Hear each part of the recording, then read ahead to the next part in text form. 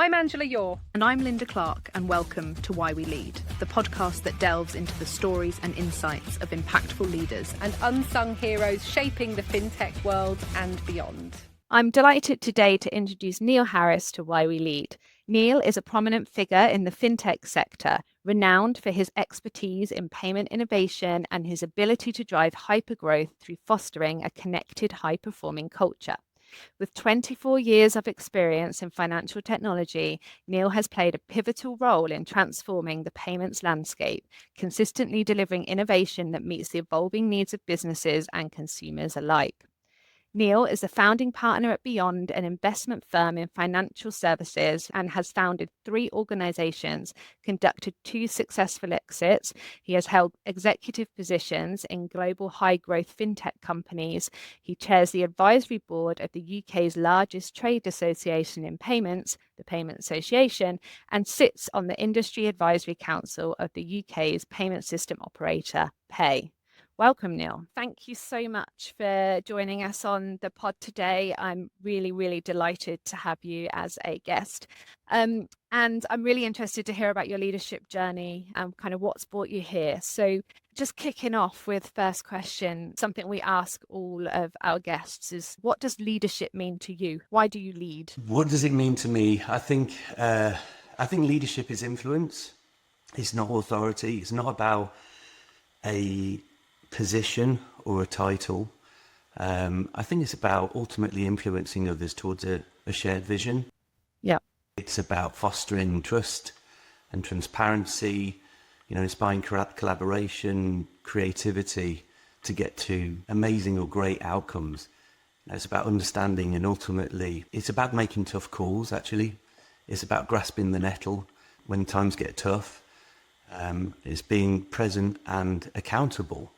And when you grasp that nettle, you don't see it as the nettle, you see it as an opportunity, and you kind of worry about that sting that's going to come. You know it's going to come, but it's going to come later. So when I step back and look at or think about the thousands of nettles that I've kind of grasped in my career, nobody died. It's super uncomfortable in the moment, but the sting is momentary. And I think the thing for me from a, why do I lead perspective is that I think the only thing that really is a killer blow is inaction in leadership, watching from the sidelines. So paralysis or managing status quo for me is the enemy of leadership. Yeah, I see. I think I share that too. And I think when we sit back and do nothing, sometimes it's far worse than doing the wrong thing and learning from it, right? 100%. What factors do you think have driven you into leadership? Kind of your journey. Talk me through your personal journey of how you've got to where you are. Wow. How long have you got? The interesting points, maybe not the whole book. Yeah, I think it comes down to belief. Mm-hmm. I think most people lead because they have a conviction and a belief that's formed either by them entirely or that they've been part of forming. And I think that inspires that leadership because people look to you for that vision, for that belief.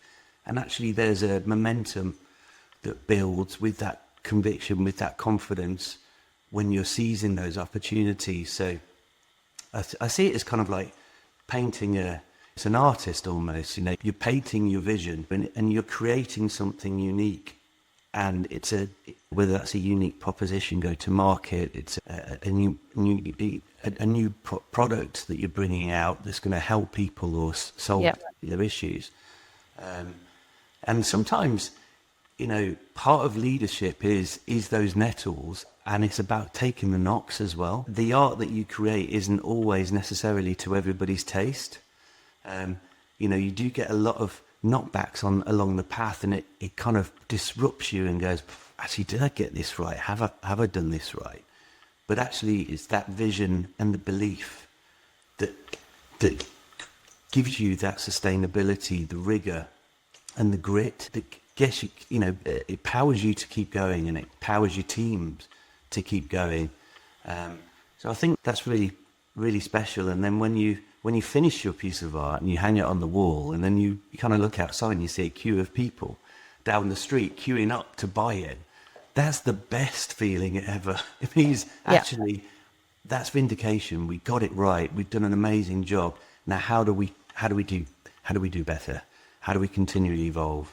So, yeah, I think that's the core of why I was driven into leadership. Yeah, I think the vision part for me is key, and I'm very much with you. I'm all about the why, the purpose, the vision. I think it's so important. Why do you think so many people don't get that right at the beginning? Because I do see that a big, like, often you go into organizations, you're like, oh, like, what's the why? And they don't get it, they don't see it, and then when they do, it's like game changing.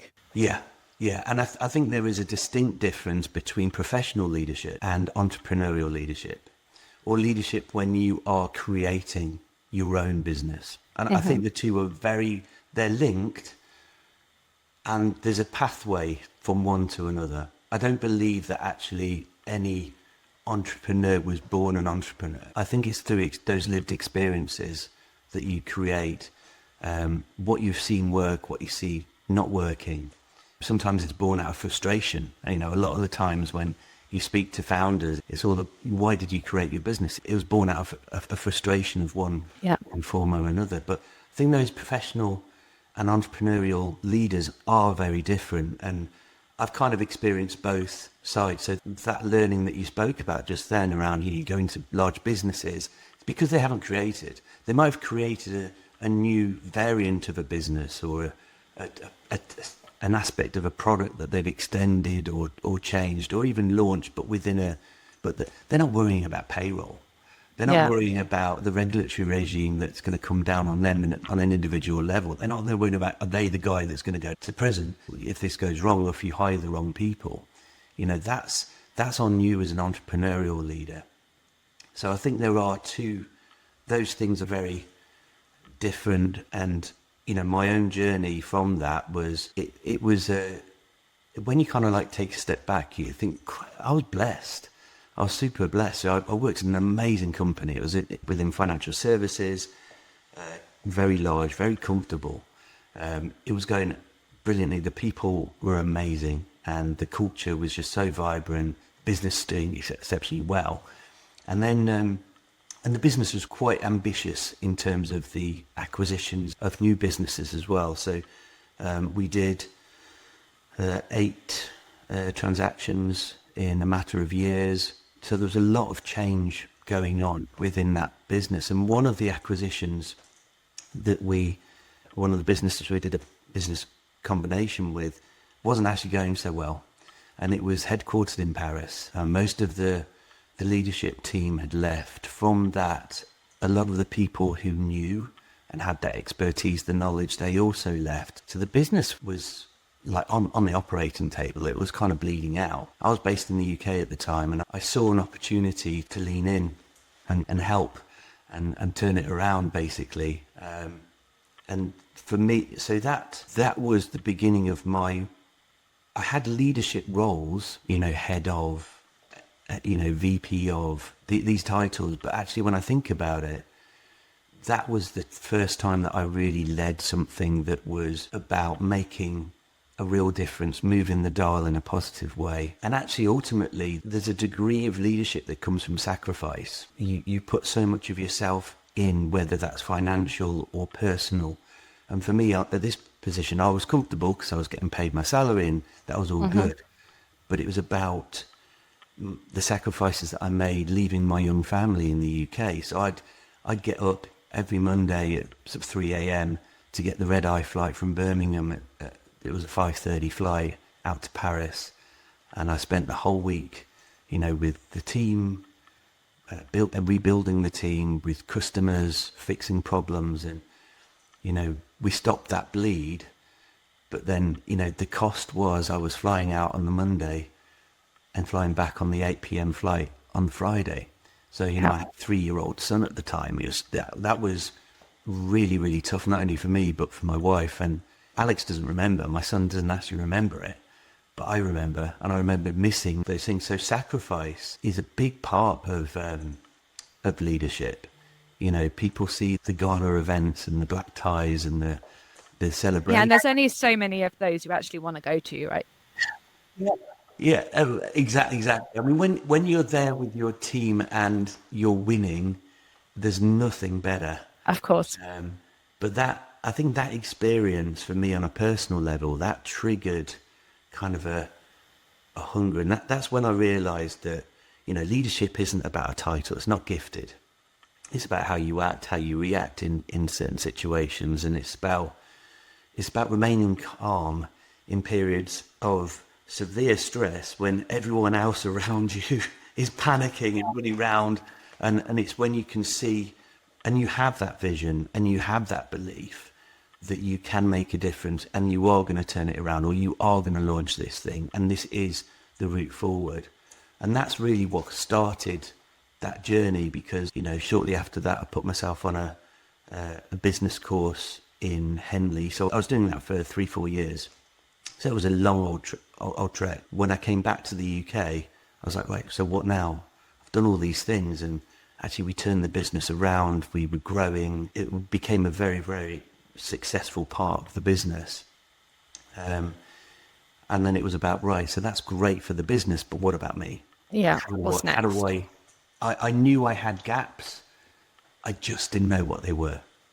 And so actually the course at Henley was amazing, because that was my first journey of putting myself in a position where I believed that I could be a leader. I just didn't know where my gaps were and how far I was. Yeah. And if we knew them at the beginning, it would be far easier, wouldn't it, than having to make all these mistakes to learn them in the first place. I mean, that's a fascinating journey, and it's really inspiring to hear. There's a couple of things in there that really intrigue me. So normally we always ask women about sacrifice and like leaving their children. Obviously you touched upon that then. How did you balance that? Because I find, you know, I also am away from my kids a bit, make sacrifices in that respect. So I do kind of appreciate and understand that. It is a balance that's really difficult to manage, because you're driven to do these things. You need to do them to be you, but also, you have a family at home. How did you balance that and kind of move forward with it, I guess? Where there's a yin, there's a yang. And my yin is my wife, Sarah.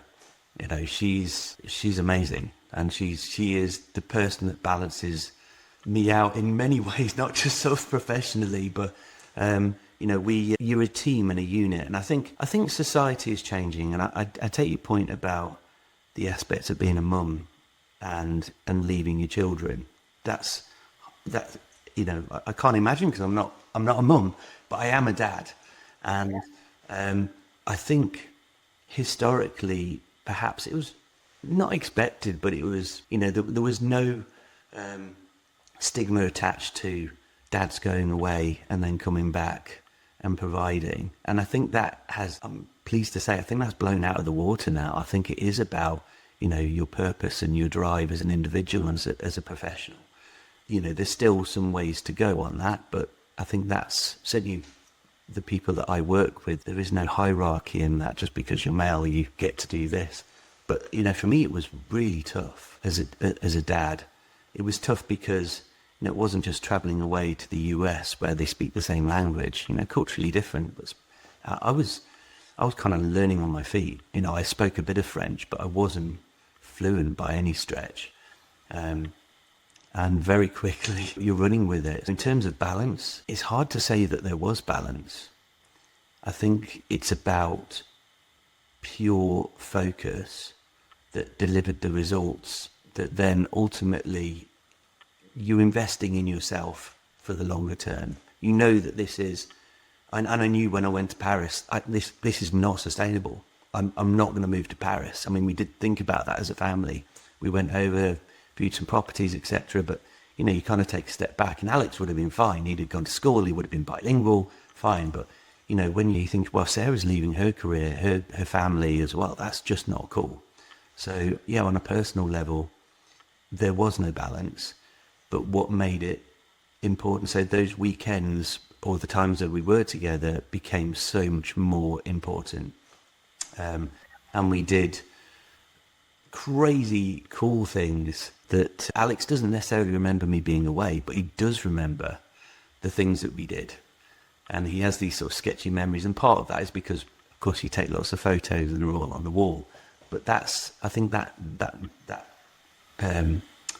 managing your work-life balance specifically as well when you go into entrepreneurial leadership, I don't think that work-life balance exists. That's just not a thing. It's a figment of the. And I think accepting that is probably the balance, right? Accepting that there is no balance and that it's going to be crazy at times. You do what it takes. You do what it takes, and I think that's why when people say leadership isn't for everybody, I don't think entrepreneurial leadership is for everybody. I don't think everybody is suited to take those risks, to make those sacrifices, and ultimately that's a personal choice for the individual to decide, am I full in on this? And entrepreneurial leadership then, so digging into that a little bit, because I'm fascinated with this question, to be honest, but the interplay between nature and nurture and leadership. You mentioned a little while ago in one of your answers that you're not necessarily sure that people are born with it, but it's usually born through perhaps frustrations along the way. Talk me through your kind of thoughts on, is it nature, is it nurture? I think, but it's definitely both, right? And I take a look at a guy like, Neil Armstrong, amazing individual who's, unless you believe the conspiracy theories, has walked on the first person human being to walk on the moon, right? So was he born an astronaut is the question. Was he born a leader? I don't think he was. I think there were character traits that was passed down through generations that led him to an environment and situations that presented the opportunity for him to get to that position. So, he got his pilot license at the age of 16, and, he got his aeronautical engineering degree in exchange for military service. He was a war hero, he was a test pilot in the Korean War, and then became, so he was a pilot in the Korean War and then became a test pilot at NASA. I think nature versus nurture, there's a natural instinct, I think. There's a natural characteristics, there's the set of attributes that lead towards leadership, but it's only through the nurture of those characteristics, working hard for it, making the sacrifices, seizing the opportunities, understanding and seeing the opportunities when they present themselves. I think is that if it's like a percentage scale, it's like 85% of the equation. And I do think that great leadership is not so much about nature, nurture, environment, or where you've been, where you come from. It is definitely a mindset. It's a mindset that's kind of forged in experiences, forged with teams, creating and seeing those opportunities that then you exploit because you've got those gifts, those qualities that you've had passed down. Yeah, I agree. I think it's really interesting to explore this subject and see that there's a lot of entrepreneurs that actually came from, they were immigrants or they had really troubled pasts, and it kind of comes to that frustration piece, not being able to do something or achieve something. And that drive, I think that curates within that person is possibly there. Not all the time that's the story, but there's a lot of that around. And so I do find it fascinating to understand people's journeys and what's led them there. You spoke about failures a little bit earlier on, and blind spots and learnings. We've all had failures, me usually on a daily basis, hopefully usually not too significant. But it is the main way we learn, right? And the way that we develop, and, humans learn through failure, hopefully most of the time. What has been your biggest kind of learning point? We'll call it failure, learning point, where you've kind of turned a corner. What's been the most powerful one for you, Neil? Yeah, for me, it's about people. I think one of my failures was not recognizing the criticality of the closest relationships that you have. And this particular one I'm thinking about was actually with my co-founder. And I failed to recognize that actually through all the success and the momentum and the growth actually that success had changed him. And I, perhaps naively, was being misled and manipulated. So the thing I really learned was that, broken trust is really like a shattered mirror. It's painful to face, but it's an opportunity to look at yourself in a different way. So next time you're not just looking in the mirror, you're looking to spot the cracks when they're spreading, and learn to see how people's behaviors, their motivations change over time. And that genuinely, I've seen it happen a number of times throughout my career, where the most humble individual who wouldn't say boo to a goose and is, just super present and accountable, just changes with that success. The ego creeps in. Where there was humility, there's an arrogance that creeps in. So spotting those character traits and how people deal with, it's a different level of stress. Actually, successful can be stressful as well, because you've then got, well, now we know it works. Now, how do we do it again, or how do we extend it? How do we do more? And that creates changes in your behaviours. So spotting those changes in behaviours and spotting cracks when they form is a bit of a superpower now. I think I'd quite like that superpower, if you could share. What about what you're most proud of? So you've had a fantastic career to date, and you've been involved in some really exciting projects and turnarounds. You must be really proud, but what's your kind of standout moment for you? Standout moment. I love it when, and this is quite perverse actually as a leader, is when you can actually step back and nobody needs you anymore. Mm-hmm. When you've created a team that is so on point and focused and work in synergy, and there's just this momentum that builds, and that you can actually step away, and then ultimately you don't just sit on the sidelines, you're thinking about the next thing. You think about it's a game of chess. You're now thinking 4 moves ahead, not just the 1 or the 2 moves that you're going to make next. So you're able to focus on strategy and generating further growth rather than getting in the weeds and rolling your sleeves up. So I think seeing people and your team blossom and thrive is just amazing.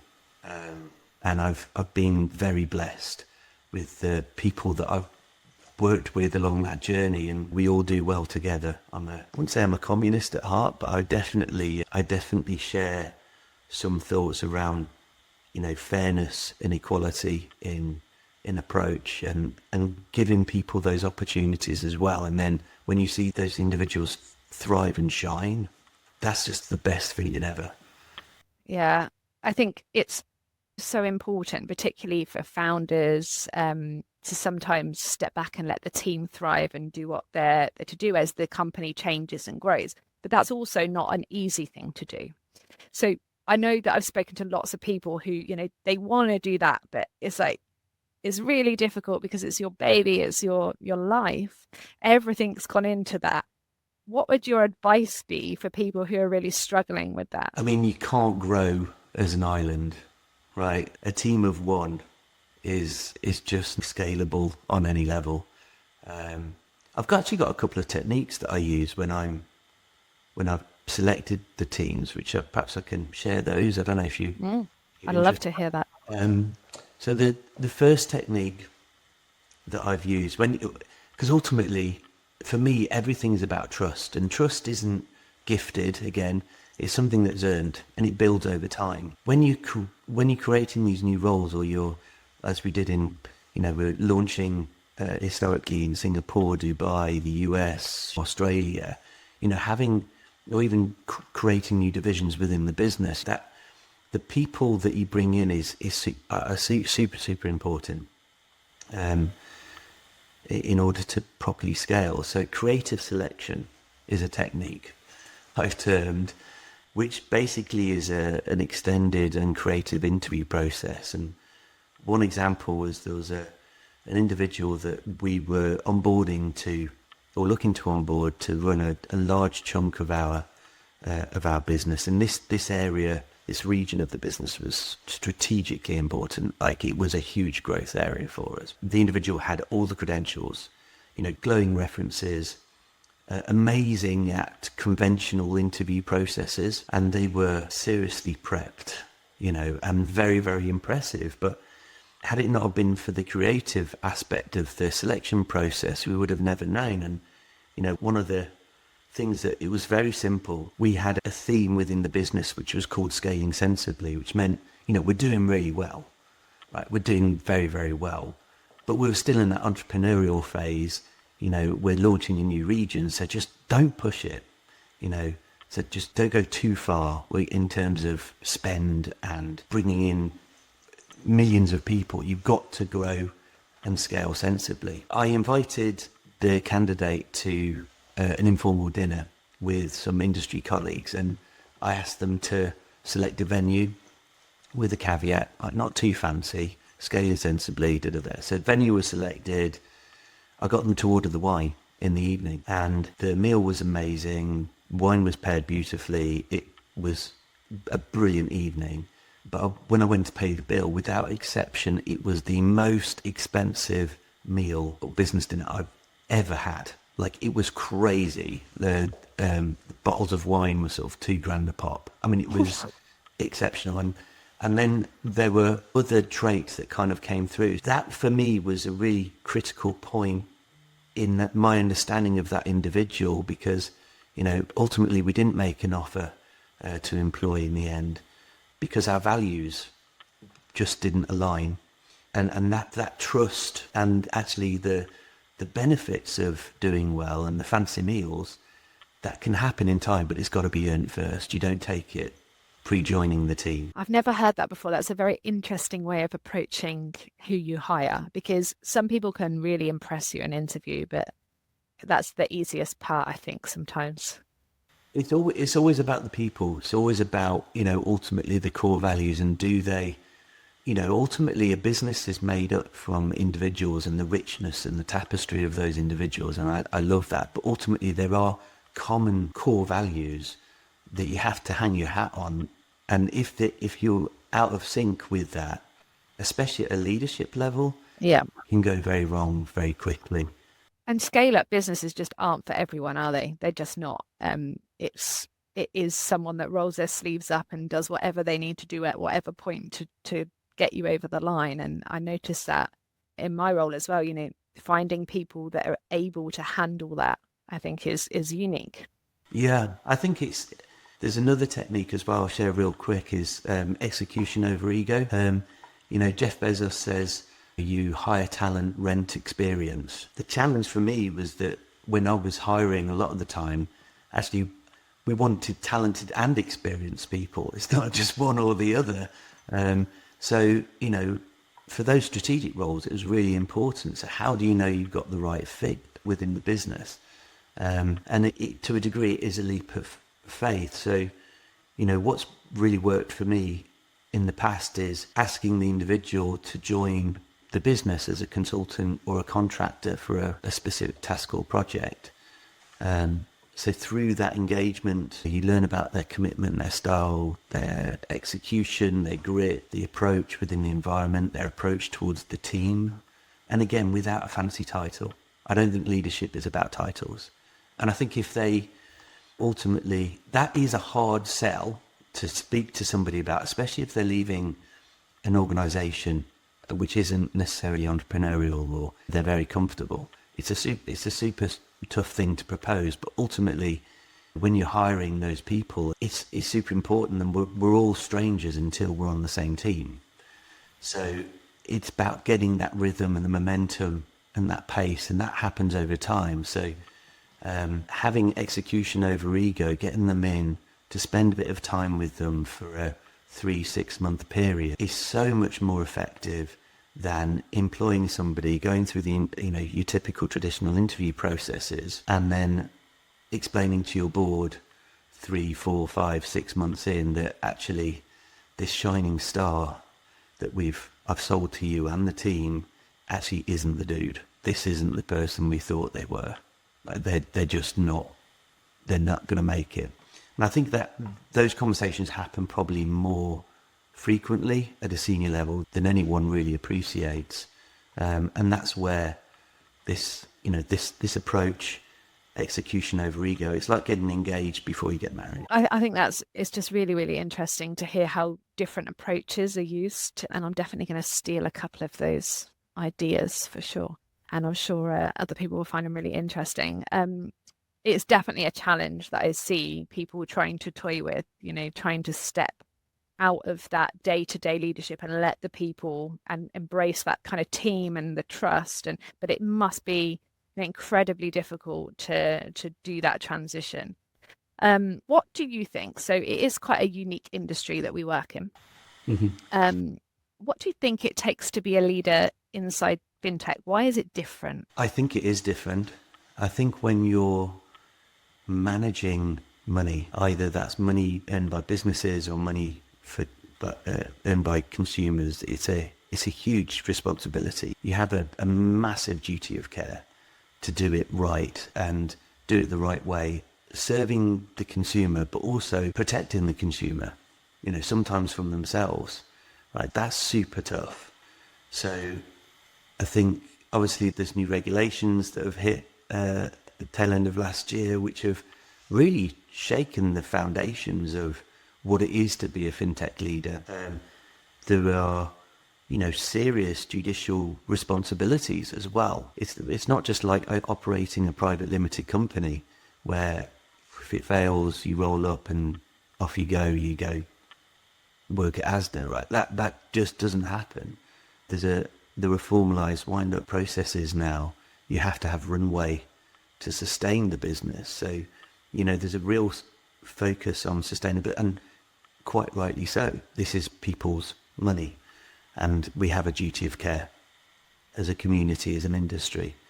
So it is very different. I think the regulatory regime is incredibly tough and is getting tougher, but it's all for the right reasons. It's because there are a lot of the fintech and payments community have got a big red cross painted on their backs from the bad guys out there, because that's where all the money is. So if they're always going to go to the property without the burglar alarm, they're always going to go to the easier place to raid, basically. So it's about all boats rising. It's about, and that's where the regulations are tough, but are massively necessary in order to ensure that we are, as a whole industry, as watertight as we possibly can be. So yeah, it's very, very different. Yes, a balance of kind of that regulatory and innovation and massive speed, right? So if we look at the last, 5 to 10 years, the amount of innovation and change that's hit us is beyond most other industries. Yeah, it's amazing, and we've been leading the globe in those regards. UK PLC has a phenomenal gold standard in terms of our payments infrastructure and our how we've led the sort of the fintech revolution. Open banking was born here, so all of these things are phenomenal. Now the question is around what point do you, and that new government coming in, growth is back on the agenda. So the risk profiling is now being readjusted to say, well, whilst we need to reduce the risk as much as possible, also we need to appreciate that actually to create these new innovations, to really engage, that we have to handle those with and manage risk very, very carefully, because it does hinder investment coming into the country.